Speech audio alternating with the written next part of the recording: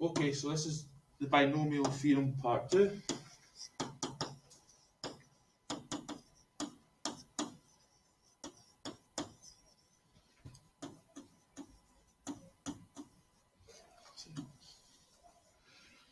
Okay, so we'll look at an example that involves a fraction in our brackets. Okay, so if we look at the asking to expand the bracket,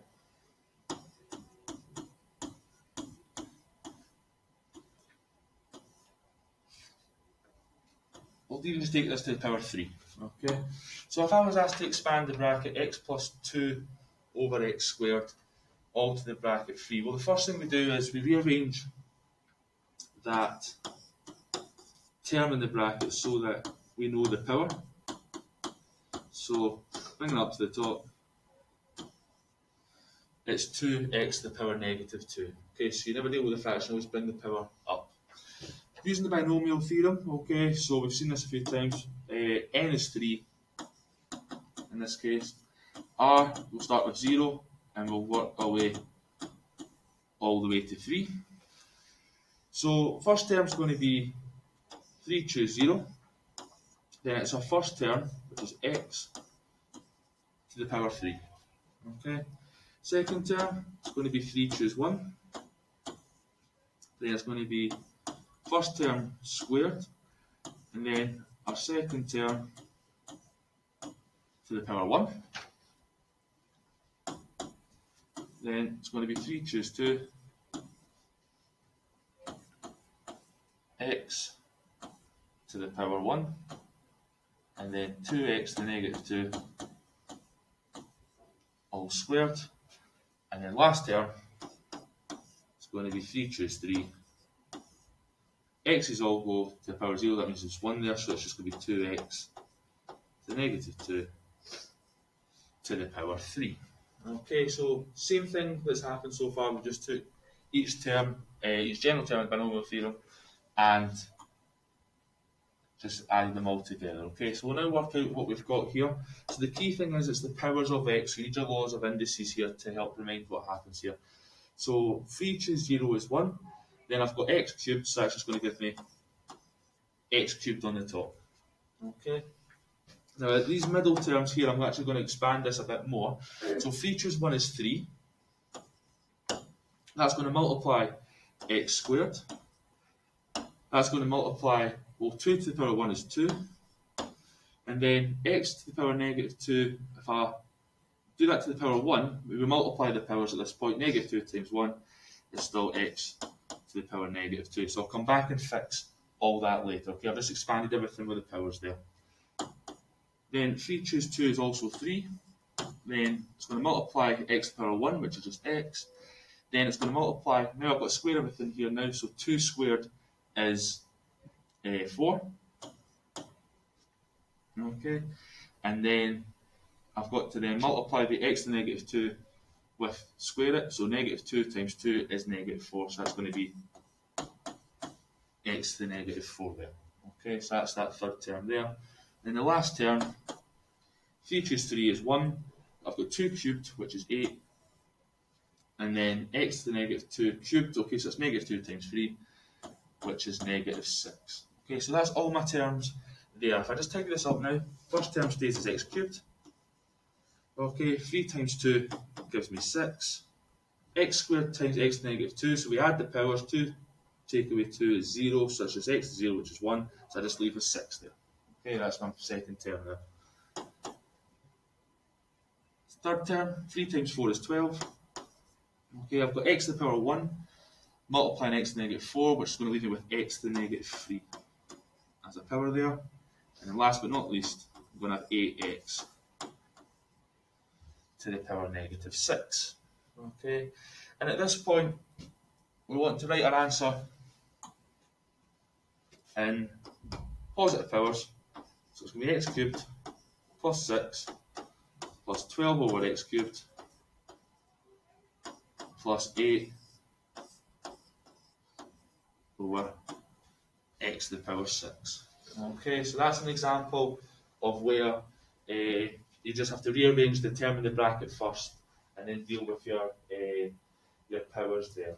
Okay, any questions? Okay, so that's the last question I'm going to show you regarding just expanding brackets.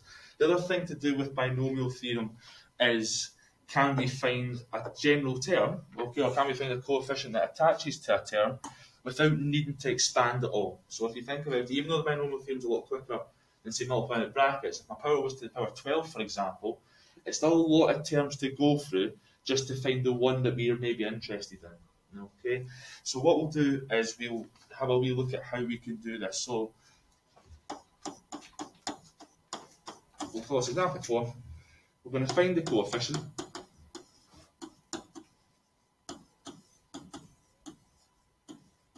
Find the coefficient of x squared y to the 5 and the expansion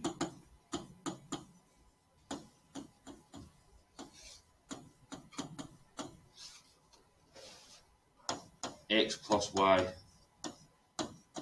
to the power 7. Okay, so that's a question. We just want to work out what coefficient would be attached to the x squared y to the power 5 term. Okay, we're not interested in the rest of the terms that we get here. Okay, and you can see why that even though the binomial theorem is quicker than multiplying with brackets, there's still a lot of terms you'd have to go through here to get them all, to work that out. Is there a way we can do it quicker? Well, we can, and it's related to the general term. So in your formula sheet, the general term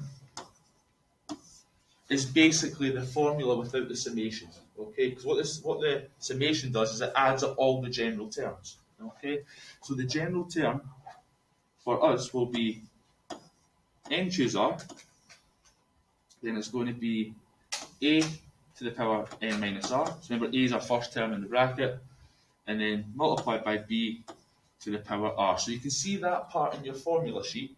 Okay, it's just without the summation. Okay, so that's what the general term is here.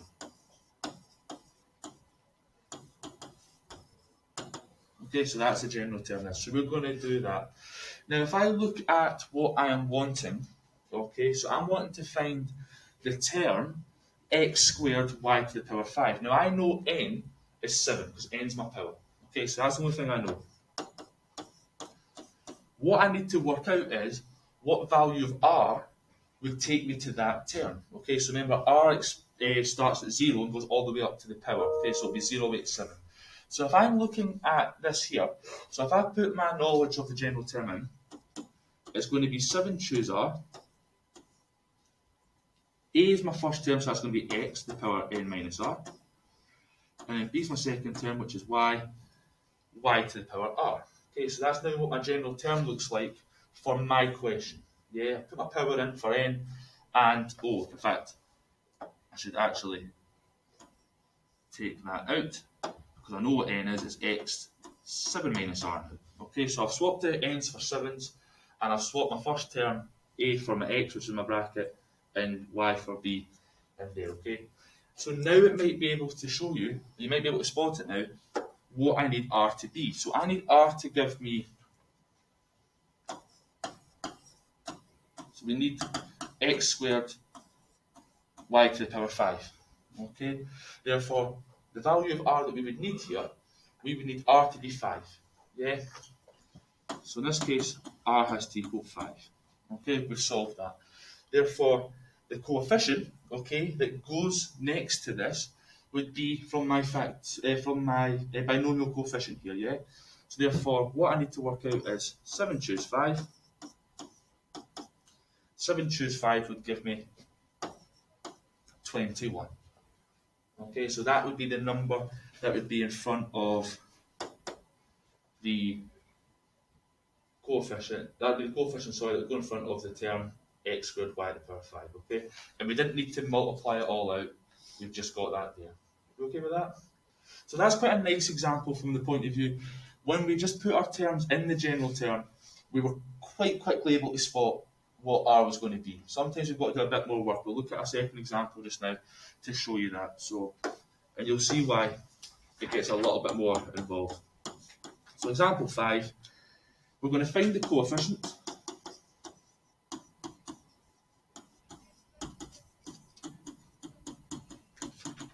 We're going to find the coefficient of x squared, so we want the x squared term, in the bracket, or in the expansion, x plus 2 over x to the power 4. Okay. So you can see it's not going to be as straightforward because I've got x's in both terms, and we know when we multiply these out, these things combine, so that's why we've got to take into account our general term really carefully here. So, putting this into the general term, so the general term, again, if I look at my formula, general term says n choose r, a to the power n minus r, b to the r. Okay. If I now put my information of my question into here, well, I know n is going to be 4. I know a is x, that's my first term. I know b is 2 over x, but I'm going to write that as 2x to the power negative 1. Okay, because it's the powers that I'm really interested in, because I will work out what x squared would be. So putting that into my general term, that's going to yield that it's going to be 4 choose r, and it's going to be a is x, so x to the power 4 minus r, and then it's going to be b, which is going to be, oh, no, I want to use the other version now, sorry, not the fraction. It's going to be 2x to the negative 1 r, like that there. Okay, so that's me to put everything in, and you can see it's a bit more complicated to try and work out what r is now because I've got r attached to both x's. Okay, therefore what we need to do is combine things. What we want is we want to get all the numbers, all the coefficient stuff out to the front and have all my x's at the end, because that's what will help me work out my r term, is the x part. Okay, so 4 choose r, no matter what r is, that's just going to be a number. Okay, so that's going to stay at the front. That first term, x to the power 4 minus r, well, that's not going to give me any extra coefficients there, okay? Because it's just a 1x basically. So nothing there. But the 2, whatever r is, needs to get hit to the power r. So it's going to be 2 to the power r next to that binomial coefficient. That's going to impact on my number, okay? Then I'm going to have x to the power 4 minus r. Then here, I'm going to have x negative 1 times r would be negative r. Okay, so that's what I've got there.